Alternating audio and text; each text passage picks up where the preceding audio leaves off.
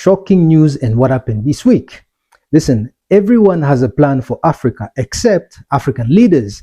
That's the impression you get the way they line up to attend all these Africa summits hosted in foreign countries with foreign agendas like China, the US, Russia, Turkey, and more. Now it's Italy Africa Summit organized by the Italian far-right government, which unveiled a plan to promote Africa development and curb migration. Now, for my people in the back, this is Italy's plan to expand its presence and influence across the African continent, where some countries are losing their grip, so there is space to take. I mean, why not, since our leaders are opening every door there is to, in our homes? Anyways, you see, they plan and organize all these beautiful and benevolent things they wish to do in Africa with Africans, but without consulting African leaders beforehand. And this is according to the African Union Commission Chairman, Musa Mahamat Faki, who said it. However, isn't it ironic, considering Italy's own sinking economy, where Italians are almost drowning? That's where we're getting help from. I mean, I can understand Africa, China, US, India, Russia summit, but Africa, Italy, really?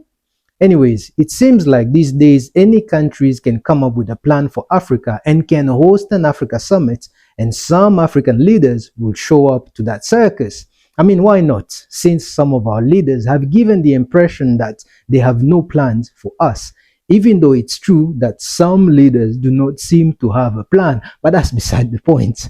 Now, let me hit you with a normative claim, right?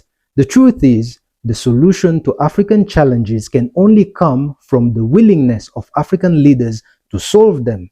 This also requires the empowerment of African people through strong institutions and good governance. I like throwing good governance in there just to pacify potential opposition. During a private tour in France, Nigeria's President Bola Tinubu denounced the blanket stereotyping of his countrymen as cyber criminals, saying it damages the reputation of the majority of the law-abiding citizens, an unfair narrative that ignored and does not reflect the true nature of Nigeria, which has many hardworking, honest, and talented people who excel in various fields such as artificial intelligence, medicine, innovation, art, and more, while also challenging the validity of the statistics that linked internet crimes to the entire Nigerian population. Now, according to the FBI, Nigeria ranked 16 amongst the countries most affected by cybercrime in 2020, which cost the country $500 million every year. I think it was time for someone to address this issue, because it seems like some people have accepted this narrative. It's like as if in their mind, when someone commits a crime, around the world, people line up in the major streets of Nigeria to cheer and clap for their fellow citizen who committed the crime, which is madness. Nowadays, it seems like the nationality of the criminal is more important than the crime itself. A crime isn't just a crime anymore. We have to attach it to a nationality so we can rationalize it in our mind. And every country has a group they like to blame crimes on, which gives the impression that we are okay with crimes being committed by our fellow countrymen, but it better not be a foreigner. Anyway, today is Sunday, my controversy department is closed, so I will not provide any examples. In Senegal, President Macky Sall has put the country on hold by announcing the indefinite postponement of the presidential election that was due to take place on 25th of Feb 2024, citing a dispute over the rejection of a candidate and the investigation of 2 judges as the reason for the delay. The announcement came only a few hours before the official campaigning was due to start, and the move sparked outrage from the opposition, who accused him of high treason and called for resistance. It also prompted the resignation of the government spokesman who wanted to defend his political beliefs. I mean, they don't make them like this anymore. At the moment, the election date is uncertain, and according to reports, it could be delayed until late April, as Senegal's law requires at least 80 days between the decree and the vote. This is the first time in Senegal history that the presidential election has been postponed adding to the political tension in the West African nation. There is a new bee product that's making a buzz in the market, bee venom. You see, Kenyan beekeepers are trading honey for money as they switch to bee venom farming, a non-lethal and sustainable way of extracting this golden liquid. Bee venom or epitoxin is a hot commodity in alternative medicine where it is used to treat various ailments like arthritis to cancer. But how do they get to extract the venom without harming the bees? They use a special device that tickles the bee to release the venom, which is then collected and sold.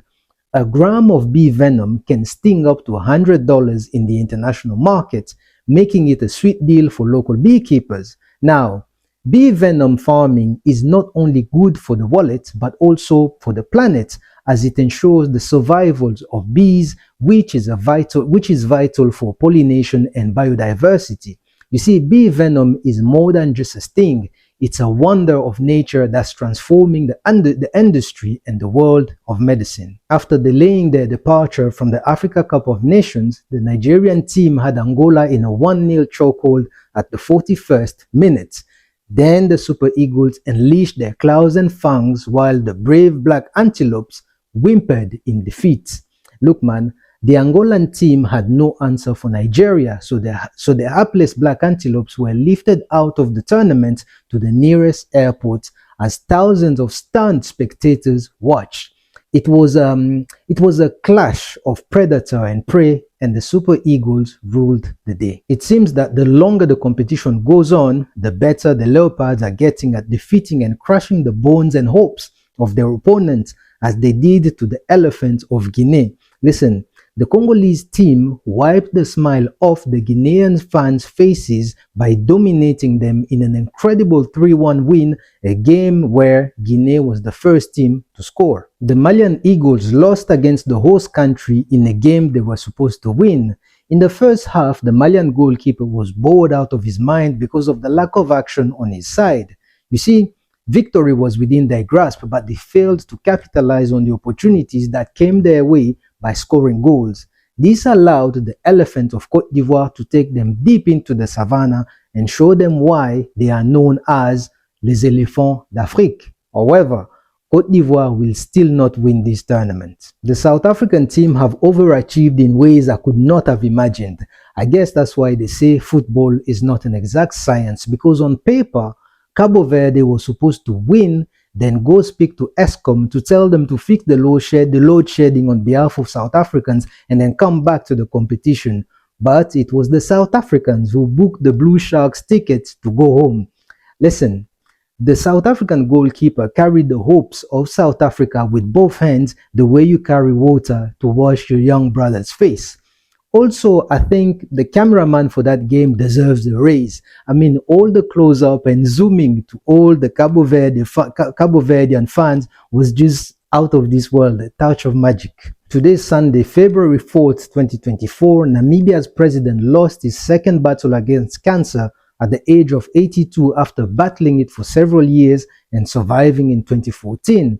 And according to reports, he was surrounded by his family before transitioning to the next realm of existence.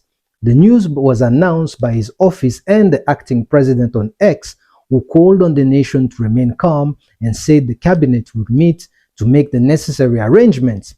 Now, this news comes exactly 7 days, a week after on this channel I discussed his plan to travel to the United States for medical treatments after the doctors found a cancerous cell in his body.